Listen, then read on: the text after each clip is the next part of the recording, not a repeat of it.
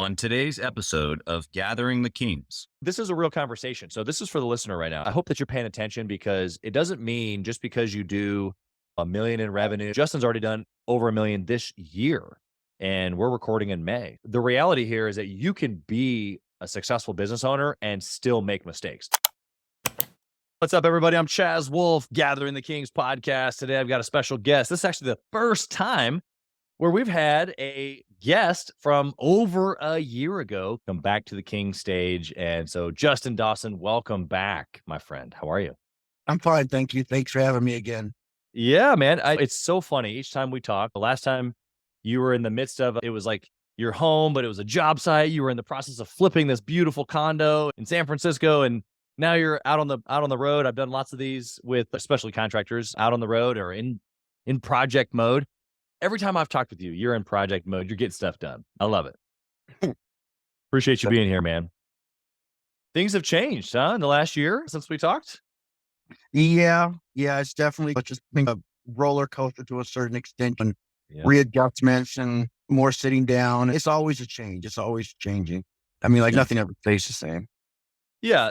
They say that cliche statement of the only constant is change, right? And so I Right. remember years ago, I embraced that myself. And when you just hold on to that and own it, sleep with it tight like a little blanket at night, then at least in those moments of constant change, it feels like, okay, this is normal. I have something to hold on to.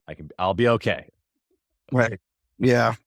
So we were just talking before we hit the record button. And last year you said, although still a successful year as far as business is concerned, it wasn't what you wanted it to be. And then this year so far, you've done double the revenue that you did all of last year. And so this is going to be an interesting conversation because we've gone through some of your ways of thinking a little over a year ago, and now we get to look back and go, okay, well, what worked, what didn't work, you know what I mean? So in the last 12 to 14 months since you and I talked, I know you've been doing projects. I know you've been doing a couple of your own projects as well. But before we get to the nitty gritty of it all, have you changed? The insides of you, your burning desire, like what you want out of life, has that changed? Is that the same? What is that? Well, I stopped going to the job sites like 2 months ago. My son took over the day to day. I just realized how useless I was on the job site, hauling trash and telling my guys what they need to do when they already know what they need to do. So I've been focusing on paperwork and invoicing and different projects I have and building permits. And that's been super helpful. Like that's really shot me up. I mean, that's been super big. Yeah. So that's been helpful. And then the other thing that I've changed is that I've actually started like talking to people more instead of being such a hermit and figuring stuff out on my own, which I was like, I could do it on my own. It's on my subconscious. Okay. It is, but it needs a little bit of fire, It needs a little agitation. It's called a mastermind. Yeah. So I have a couple friends that are in construction or they're in real estate and they know me well enough to where I've been talking stuff through with. Good. So that's been a big change. That's been helpful. That's cool, man. And that's basically it. And I moved to Seattle like 2 months ago. Yeah, well, that's a big difference because you were not in Seattle before. So we Yeah. can definitely talk about the environment maybe being different. But I don't want to move too fast here because Okay. you made something that it not only makes a lot of sense, I think a lot of people skip over. And so first off, you said, well, I got all the answers in my subconscious mind. Well, first off, I love that, right? Because we do. Every solution to every problem exists already. Mhm. We just haven't put it together yet if it doesn't exist, right? If it doesn't quote unquote exist. I was listening to something even this past weekend. It's a mindset training, and we were talking about the subconscious mind and how things are already here. And it's like, okay, well, even like the cure for cancer, right? Cure for cancer exists. We just haven't put the pieces together in a format that works yet. Well, depends on what you believe there, but it's regardless of all that and any conspiracy, the reality is that you're right.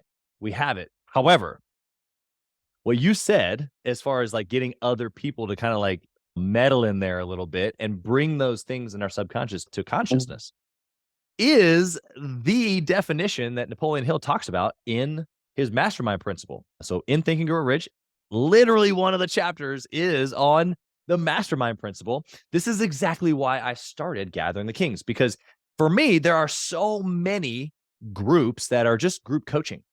And it's okay. Like those are fine. I've been a part of those groups and I got tons of value from them actually.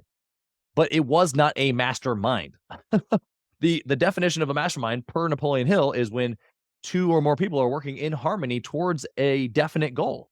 And so what happens inside of that is mind agitation. That's Chaz Wolfe's definition, is the agitation of the mind. And so when you get together with your real estate folks, or when you get together with your other contractors, or when Gathering the Kings gets together as a mastermind group, there are situations and experiences and things happening in our conversation that are agitating the way that I think, whether it's a challenge, whether it's a new idea, whether it's a connection, whatever those things are. And then it's like, oh, it either spurs forth things that I already knew that were in my subconscious mind, or it was a brand new thought to me. And I'm like, whoa, that's impactful. It changes my perspective. Therefore, I can change. Do you agree with this? Am I just a crazy man over here? What do you think? I think yeah, I mean, it's good because I've always definitely been like, I can do it. I can do it. I just didn't want anybody to mess up my flow. So I'm opening, and plus I'm going to be 50 in like 2 weeks. So I'm kind of like, I don't really want to work as much as I have been. And like, it's just other people have good ideas and there's nothing like somebody that knows you well enough and knows your business well enough as like an outsider looking in. They see things completely different than like what you're seeing. I'm not completely, well, yeah, it's obvious. Yeah. It's like completely different. So yeah, I mean, it's just to get I guess, a bird's eye view, like a full rounded view of what you're doing. Yeah. Cause you can only see like you somewhat, I think people have blinders on. Yeah. And they can only see like right in front of them, but they can't see right in front of them because somebody else is looking at them like you should be. So I've actually been giving up the reins and listening and taking opinions from other people and just holding my tongue like, okay, I think that's okay. Let's just go with it. Yeah. Well, I think, like you said, holding your tongue, taking a big gulp and swallowing and just being quiet for a minute and maybe heeding to someone else's expertise. I want to go back to something that you said as far as your son. So I'm going to go a little bit more practical now. You said your son's in the business now and he's starting to run job sites and stuff. And what that's enabled you to do is maybe work a little bit more on the business. You called it paperwork and some invoicing and such, but still some of that could be working in the business. Really, your mindset has been able to go to other things because you trust him. He's on the job site. Your guys have been around for a long time, so forth and so on. So my question to you, because this is part of, I mean, you're a contractor, so this is unique language to contracting, but the idea of moving to working on the business as opposed to in the business is not unique to contracting. It happens like this in all businesses. And inside of Gathering the Kings, we use it as this warrior to king transition, where it's not just about you doing everything or you being in the battle, but to operating on or facilitating all the pieces, right? So my question inside of that for you is, what's been the challenge? What's been the hardest part of kind of letting go to your son or to your guys? Because like you said, you had a flow. You've started to listen to some other people. What's been like the daily, like, oh, this is really hard for me to do? What is that at this point for you? The hardest thing is just like, nothing, honestly. They've been doing such a good job. Like they've really been handling business. Like I'll come back and I'll check the jobs a week, 2 weeks later, after I'll fly back in from Seattle. Cause I'm still based in California, but I live in Seattle. So I'll fly back in a couple weeks and it's going really well. I mean, the clients love my son. My guys know what they're doing. Like the hardest thing, because this is like my second or third time trying to accomplish this. So the hardest thing was not worrying about every little thing that could go wrong and just letting things go a little bit. So I'm actually good. Like I'm really, the first time I came back, I was pissed off because there wasn't stuff done. The second time I came back, I was a little bit more calm. Okay, it's getting better. And this is the third time coming back since I left has like been this week. And I'm like, holy shit, everything's going really well. I'm good. They don't need me looking at them every day. Yeah. And that's right. They don't, because they're experts or they've been around for a while. They know what they're doing, or you train them, whatever the reason is that they don't need you. But the realization, I think, that you said, you didn't say it, but I'm going to pull it out of you here, is the hardest part was just doing it like the first time, leaving or not being there. Right. And I've had this story happen so many times, especially with contractors or even specific guys in the mastermind group, They're like, man, I toiled with this idea of giving this responsibility to this guy or this gal for like 3 months and like, oh, can he do it? Will he do it well? Oh, what's the worst case scenario? Like, I'll just keep doing it. And then eventually they give it away. And it's like right away, they're like, he's freaking killing it. Why did I wait so long? Oh my goodness. This is working out really great. Everything that you just said. Now, it doesn't always work like that because you said this is your third attempt at building a team, doing it this way, working on. And so you have to be prepared for it. Maybe not to not work, but you just got to make sure it's the right person, that they know what they're doing, that they're competent, that you give them space, like some actual runway with some training. But like if it's the right person and they're smart and they know what they're doing and you give them like an on-ramp of what success looks like, give it to them. Right? Isn't that what you said? Yeah. Yeah. I mean, and the worst thing that can be do is you'll get a break for a couple weeks. Like I had a break for a couple weeks and 3 weeks, like 2 or 3 times. And then I'm like, oh, I have to go back in and do it. So, I mean, like worst case scenario, you'll get like a break and then you'll have to go in and clean stuff up again. Right. But you get the break still, and then you have a challenge and it's all good. Yeah. I'm thinking of a guy specifically. We were just in Georgia for one of our in-person events. And he's got 3 companies and millions of dollars in sales, and he got a great team and a great business. He's a great guy. And he was given this example of this one particular person on his team has been with him for a couple of years. He really trusts him. He personally, though, has the problem giving stuff away, which is so right for entrepreneurs. Like that's just what we do, right? We struggle giving stuff away. Okay, fine. And so anyway, he finally gave this task away. And so we were meeting in Georgia and we were out on this hike and we were just chatting about this. And he's like, dude, I just can't believe I waited so long. Like, what was I doing? What was I thinking? And hindsight's always 20/20, but I'm saying this out loud, not only taking your example live right now, but then using this other one for the listener's sake right now, because we might have a listener who's building a business, maybe brand new. Shoot, maybe they're doing a couple million, maybe 3 or 4, 5 million, and they're running around like a chicken with their head cut off, and they haven't given away anything, which is just as much as a problem.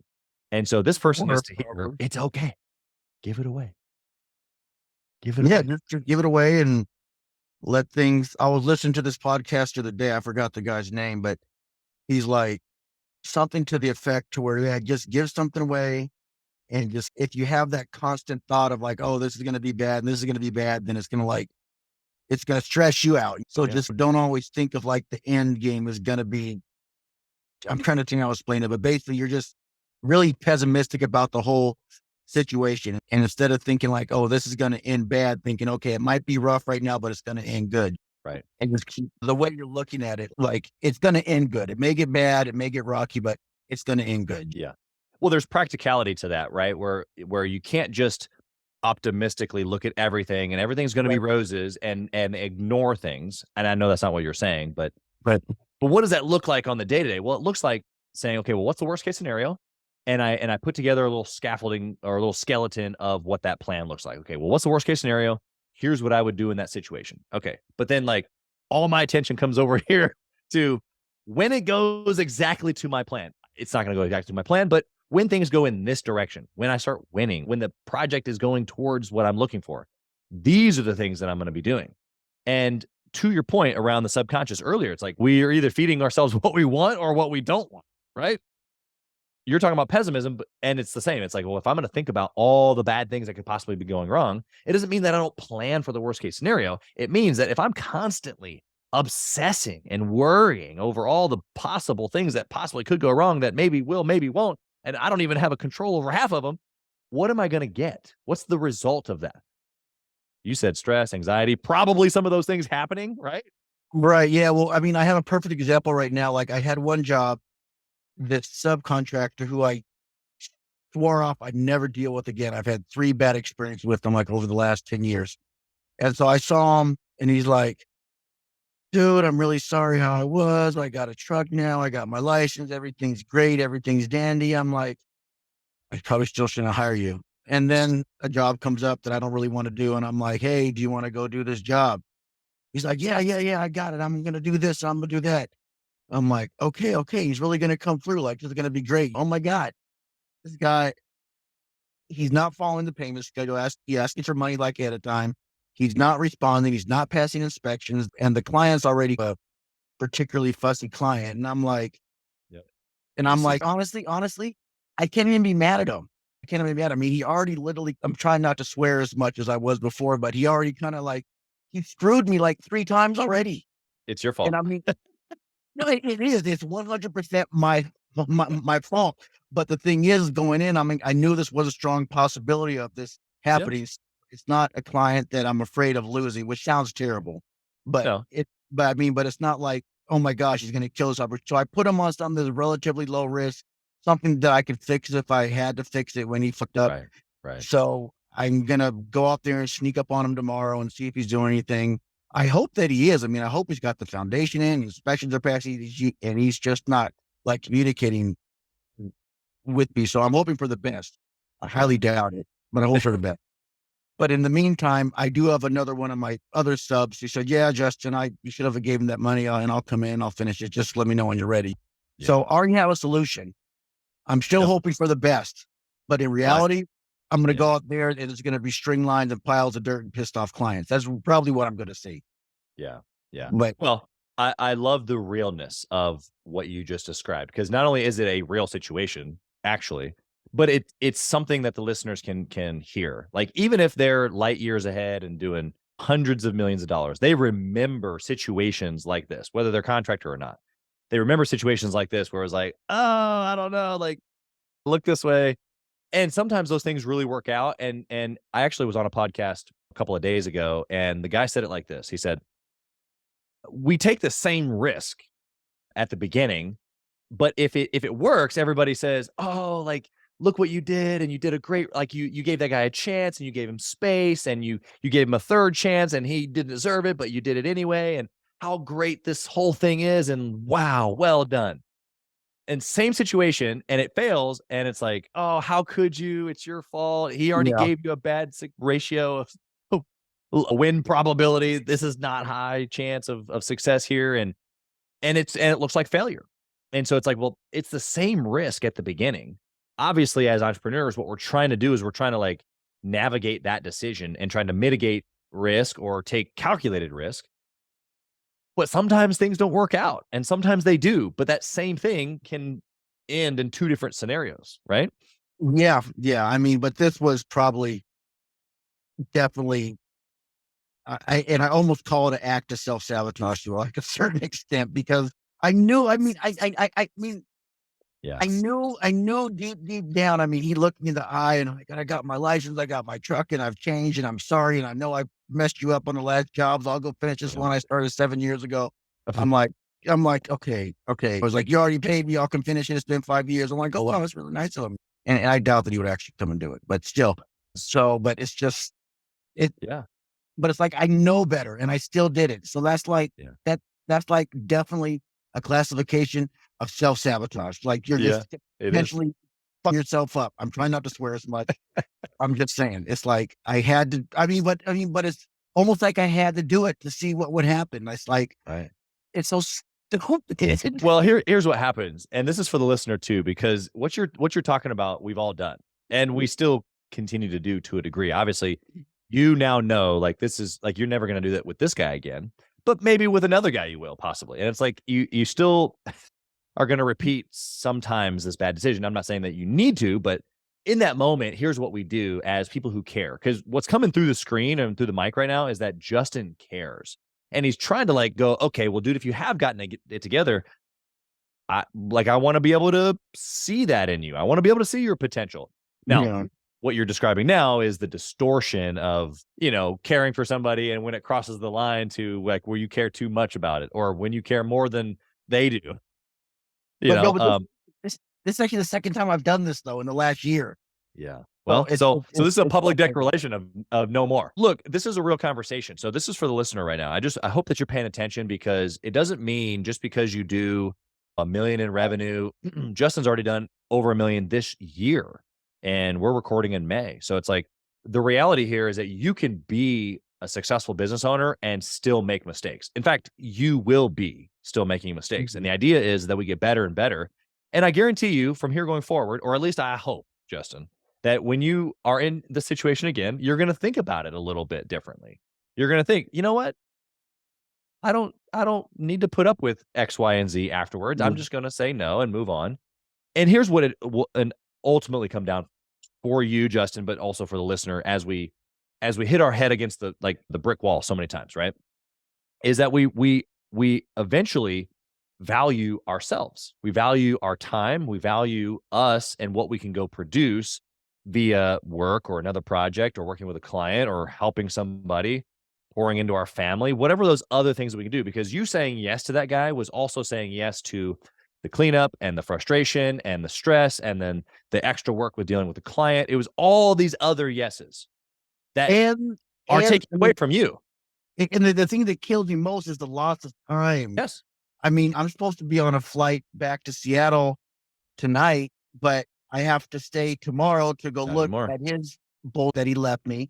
Yep. You know, when I need to be going back, I have appointments on Wednesday. I need to be getting ready for in Seattle. And it's like, you're taking my, okay, I'm probably going to end up breaking even. I might lose a little bit of money. Okay, fine, whatever.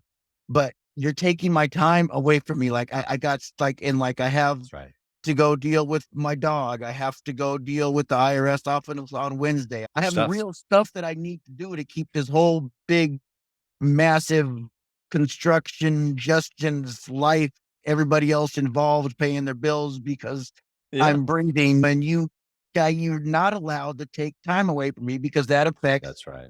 30 other people that I need to do stuff for because you're just being a selfish idiot and you can't Yep. get your life together. And Yeah. why do I have to suffer? Exactly. It's not about the job. It's not about the money. It's just like, dude, like you're taking time away from me. Yeah. And that's like the worst thing that anybody could do. Yeah. I love the conviction in your tone. Everything that you're saying is a realization. And I know this is not the first time you've had it, but the conviction that you're speaking in right now for your value and then those other 30 people is what will propel you in the future in that decision where you go, nope. Well, I've changed. I love you, brother, and I hope the best for you. Yeah. But no. And it's not because you don't love him in that moment. It's because you love all the other things that you just mentioned more. And it's not necessarily that you love them more. It's that you have a duty to the 30 people, you yourself, you have a duty to those people before this guy. He's got to go take care of himself, right? And you saying yes to him is actually saying no to all the other people, which is not how it should be done. And that's the realization that it affects everybody. I mean, even like I'm pissed off because I gave him $6,000 to start the job and I assumed to be done in a certain time when I have another $6,000 that I need to spend on another client's job like tomorrow. And then I got another $6,000 bill that I got to pay on Friday, which is fine. I'm going to pay him all and I'm losing days. It's like, it's just the amount of frustration because of me not being able to service. He doesn't understand. He just thinks, oh, no big deal. Fine. Yeah. Yeah. Well, I'm glad that you now understand and we got to give it to the listeners. So I think it's double value. You got to pour out to other business owners just like you here today with the real of the real. And so appreciate that. Hey, Chaz, Wolfe here. As many of you know, I have been on an absolute mission to help entrepreneurs from all across the country in many different industries level up their game and grow their business and intentionally connect with other entrepreneurs. We do that obviously through the podcast, but we also have a peer-to-peer mastermind group specifically for 7 to 9-figure business owners. We are bringing some of the best and most successful entrepreneurs and minds together in a regular and a super intentional way to not only grow our network, but to be able to leverage. And at a certain point in business, success becomes about leverage, leveraging time, leveraging resources, leveraging key relationships. This is exactly what we're doing inside of the peer-to-peer mastermind group called Gathering the Kings, specifically for 7 to 9-figure business owners. So if that's you, if you're ready to level up your 7 to 9-figure business even to the next level and get around other big hitters just like you, I want you to go to gatheringthekings.com, fill out a short application, and it'll come to an application call with me, and I want to chat with you to see if it might be a good fit. Talk soon. I want to know it's been a year, a little over a year. You've made a move. I already asked you what was hard. What's been the best part over the last year? I know you said you moved your son in. Was it moving away? Was it giving things away? Like, What's been the best part of the last up and down of the last year?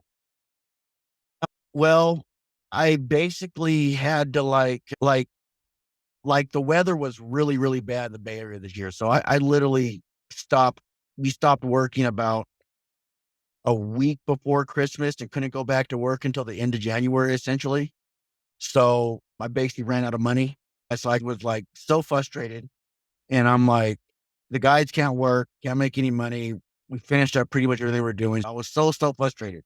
So typically what I would do in that circumstance is I would be very reactive. I take jobs because I need money. I would just like completely make my life worse. So I got a few calls for jobs during that time, but I'm like, I'm doubling my prices. So I had no jobs. I ran out of money and I doubled my prices. And I'm like, the jobs I did get, I made money off of. And I had to sell my house, which took forever to sell. I finally sold it. I was actually just trying to put together like $6 million to cover everything that I needed to do. So I really focused on like putting myself together when I got so slow. Like I updated my resume. I really started hammering hard on my LinkedIn profile and my advertising and stuff every day. And I just really, and instead of freaking out and thinking the whole world's going to end, I just jumped in there and really focused and used my talents and just focused on what I have and made myself more of who I needed to be and raised my prices. So I really went through a really strong change then. That's probably the best thing was getting almost zeroed out and then coming back up from there without doing anything crazy, but just improving myself and improving my person and focusing on my skills and raising my prices, so. Yeah, you did give some practicals as far as raising prices, and I hear that a lot of times actually with several of the folks I've talked to in the last couple of years, they haven't been able to keep up, right? So by the time that they bid a project and then they finish the project, the prices of material and labor have gone up and they end up losing money on the project. And I don't think anybody's in business to lose money. And so there's nothing wrong with adjusting pricing accordingly so that you are a profitable company. I think that there's a realization in that of like, no, I'm in business. I'm in a profitable business. Yeah, I know. Yeah. Yeah. So I really just, and, and the best thing was getting low enough to really focus on myself, I guess. Yeah. It's almost like a little like a blessing in disguise of going to that place where you kind of didn't have anything else to do, or you were forced really to level up. Does Yeah. Yeah. Yeah. So that was probably the best thing was this last year's winter. I had a 30-foot tree fall on my house and take my porch out and right in the middle of construction. It was just a wild winter. It was a wild winter. Yeah, love it. Well, I think that's it's real. Again, it's not like Justin comes with a pretty ribbon. Like everything that he's given to you is really honest. And so that perspective is obviously appreciated, but there's like real things in there. So the other things that you said were that you leveled up, you freshened up on your skills. What were some of those skills that you freshened up? Well, I mean, one thing that like I've always made a ton of money. I've always handled my own finances, but I lose track of stuff. And then I get like late fees and I miss stuff. And it's just like, it's not that I don't have the money. I just can't do everything myself is what I'm learning. So Yeah. my sister's been offering for years. So basically I got my first $20,000 check of the year, the first week of January, and I sent it to her and I sent her all my bills and I changed all my address to her. I'm like, Yeah. here. And she was like, okay. You have a lot of stuff you need to deal with. I'm like, I know. So like I actually ended up the month of January to where I still every month since she's been helping me, I've had money at the end of the month. Yeah. Yeah. So that was one thing. Yeah, that's not a little thing. Like there's a whole well of information there, but so you have a more organized person that you trust who is taking care of certain things that you didn't actually believe beforehand you could give away. But yet another example of how you've trusted someone else, given it away, and on top of that, a skill set that you don't even actually have. You're saying, I'm not very organized. I'm a little all over the place. It's hard for me to keep track of things. I got a lot of stuff to keep track of. Give it to somebody who can keep track of it, right? Right. That's so Yeah. simple though. Why hadn't you done it sooner? Totally like asking people for stuff. And I'm kind of like, I can do it myself. And she's married and she's been offering to help me for years, like probably about the last 3 years. And I keep telling her no. I'm like, I'll do it.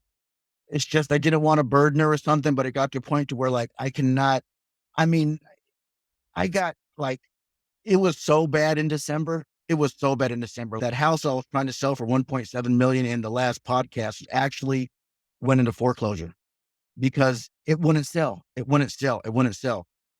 Finally, I went in there and I repainted it again. I got the tenant out. I rented him an apartment. I did sell it and I sold it 1 month before the foreclosure, 6 weeks before the foreclosure date. And I was able to just take whatever. And I only got 1.1 instead of 1.7, which was not very good, but that went 100% towards that. I had a okay, this is how bad it is. I had a $1.1 million sale. I sold my house for $1.1 million. By the time I got through the foreclosure fees and all my investors, because the time that it took to get done, I walked away with $439. But that was the best $439 that I got because I literally paid and I paid over $1 million worth of debt. Like, Right. and I paid the commission, everything else went with the debt. So that was actually a really good move. It's like from December to March, I don't know what happened. I was like rolling. And then I don't know what happened. That's when I had to just get a wake up call. It was literally a wake up call. It was like, how can you make $900,000 and still have no money? Like, Justin, what the fuck is going on here? Right. And somebody else told me the same thing. It's like, you make so much money, but you never have any. I don't understand. And I'm like, And you don't either. You didn't understand either. It's not like you knew. I don't know either. So that's when I started, like I said, I focused on my advertising, building up my LinkedIn profile, trying to raise capital for other projects. I was finishing my job that I You got could. organized. I gave my money situation to my sister. I still worked in my business like up until March just to get stuff caught up and get stuff more or get more stuff more organized. And then April 1st, I was out. Yeah. I just really appreciate the ups and downs. You've given us a great story here. I think that it'll be used for specifically contractors, but really any business owners. But there are thousands, tens of thousands of contractors across the country who have this exact feeling of, I don't know what I'm doing. They know how to build, right? They know how to do the work, but they don't know how to do the business thing. It gets away from them. They get disorganized or disoriented, or they have no idea where the money comes from or how it flows, or it is real is what it is. I mean, my main problem is that I've been fighting. This is not a new problem. It's not a new problem. This is an old problem to where even when I was selling real estate, when I feel like I'm getting overwhelmed, and I'll shut down and I won't look at bills. I won't do what I need to do. Like, I'll do the bare minimum just to see the light of day, but I let so much stuff pile up and go and put in boxes and just like, I'll deal with it later. It's like too much to deal with. So it's like, that's been the hardest thing for me. I mean, just kind of pushing through the shutdown. Yeah. I mean, because that doesn't help anybody, right? Like putting it in a box, whatever it is, and moving it over here where I can't see it doesn't solve the problem. No, I mean, and even on a daily basis, I mean, I still do it now. I mean, like I got a few projects that I had to do over the weekend. I did get one of them done yesterday, but I had to go down and deal with some more tax papers and send them in and fill them out. And I did get through that. No, but it's like, I still got stuff to do, but I'll write stuff on my list. Yeah. And then it's like, I still get stuck in my head and I can't get to them, but it's not like I'm doing anything else. It's just the pushing through and getting stuff done. But then I realized that it's like, I think I kind of figure out what it is to why I do that. And I think it's like to a certain point to where I think I mentioned this in my last show, is that I'm so used to living in the hustle and the struggle to a certain extent. I'm almost trying to recreate that for myself, even though I don't have to. And by not doing stuff that I know I need to be doing, it recreates that struggle and gives me that same sort of rush of, I'm going to go and get this done, which is completely stupid. And then the second part of that is, okay, so I'm going to get everything done, and then I'm going to feel relaxed, and then I'm going to feel happy, and then I'm going to have time to do other stuff. And then what am I going to do with myself? So it's just like, I'm just going through a lot of changes right now of like I can be okay with being accomplished and like happy and having things done and having extra time to do what I want to do. Like I can be okay with that. And that's really what I'm working through right now. That's where I'm at right now. It's good, man. I appreciate you sharing. I think that to summarize all this for the listener is that there are practical things in the business, and then there are practical things inside of us individually as the owners that we have to go through. Some of those things for you have been putting systems in place and people, getting more organized, understanding the flow of money, getting off the job site. These are all some of the things that you've said here today. Mhm. Making sure that you understand the value of a yes and a no, and understanding when you say yes to somebody, it possibly, most likely, is saying no to someone else. So therefore, a lot of times, actually, when you get to a certain point, you end up saying no more often because it really means yes to the things that you've already identified that you want. And so, as far as like an individual play, there's skill sets, there's mindset that you've grown in. You even like what you just said, I'm still working through. Like if I make all these great moves, then what am I going to do? It's like, well, you got to work through what's the next level for Justin or for the listener, for you, because you're made for more. That's what I believe, is that you're not just in business to just skate by or get just enough, but that there's an abundance and that you have a plan and a purpose, and that there's more out there. You have a potential and you haven't reached it. And if you do it right, you never do. And now there's this game, there's this excitement and this ignition of, wow, like every level that I go to, I realize that there's yet another place for me to go to, another version of Chaz that I can meet. And if I don't go there and meet him, I'll never know. I'll have this empty, like, man, I missed out on meeting that guy, right? The future Justin, the future Chaz. So I want to ask you one last question here as we wrap up this like recap, or what's changed or not changed since the last time we talked. And I want to know if I'm spinning a new question that I ask. I'm gonna do it like this: if you could whisper in your ear 1 year ago, so you just got off the podcast with this guy named Chaz and Gathering the Kings. We just recorded. You were in your house there that you were talking about selling, and the recording button stops, and you jump and you shut down your laptop, and you're able to whisper something into that guy's ear. What do you say?